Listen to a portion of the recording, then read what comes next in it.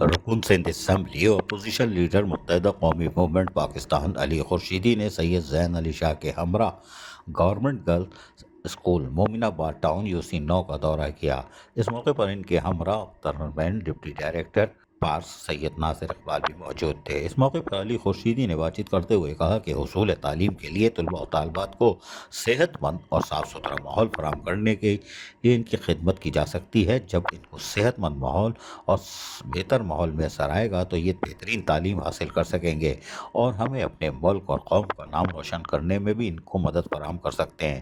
اس موقع پر سید زین علی شاہ نے بات چیت کرتے ہوئے کہا کہ ٹاؤن کے چیئرمین ملک عارف ایوان کی ہدایت پر مومن آباد ٹاؤن میں رہنے والے ہر فرد کو بلدیاتی وسائل فراہم کیے جا رہے ہیں۔ گزشتہ دور میں عوام نے بہت تکلیف اٹھائی ہے۔ عوامی مسائل کو حل کرنے میں ٹاؤن انتظامیہ پوری تندہی سے دن رات مصروف عمل ہے۔ ٹاؤن انتظامیہ کو اس وقت مالی مشکلات ضرور ہے۔ ہمارے پاس جو بھی وسائل ہیں وہ ہم عوام کی طرف لوٹاتے ہیں اور مسائل ورثے میں زیادہ ملے ہیں۔ ٹاؤن انتظامیہ کے افسران و عملہ دن رات عوامی مسائل کے حل میں اراکین ٹاؤن کونسل کی مشاورت سے مصروف ہے۔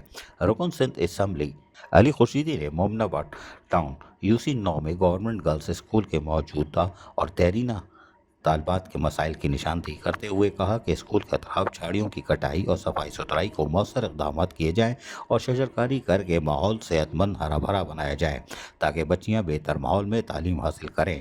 آج میرے اسکول آنے کا اور آپ کو یہاں بلانے کی وجہ یہی ہے کہ میں اسکول کے مسائل سے آگاہ کروں اور عوام کو وسائل کی بہتر انداز میں فراہمی کے لیے ہمارا تعاون بھی ہمہ وقت آپ کے ساتھ ہے۔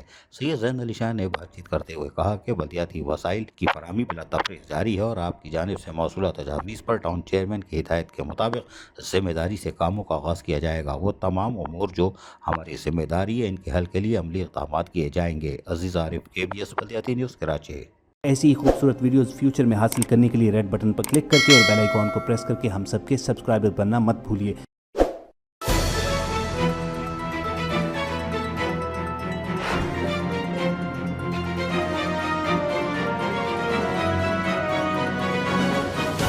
KBS بلدیاتی نیوز۔